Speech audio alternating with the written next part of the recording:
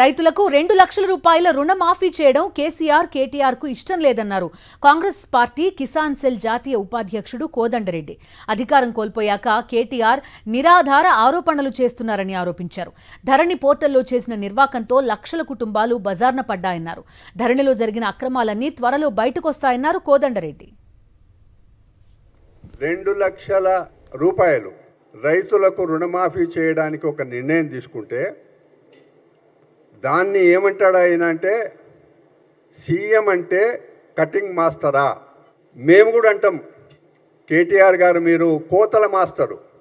ఆ కాలంలో మీరు ధరణి అనే వ్యవస్థలో 18 లక్షల ఎకరాల భూమిని పార్ట్ బిలో పెట్టించారు. మీరు సీలింగ్ భూమి అని ఒక చోట, భూదాన భూమి అని ఇంకొక చోట, వక్ భూమి అని ఇంకొక చోట రకరకాలుగా పెట్టి విదేశీ కంపెనీతో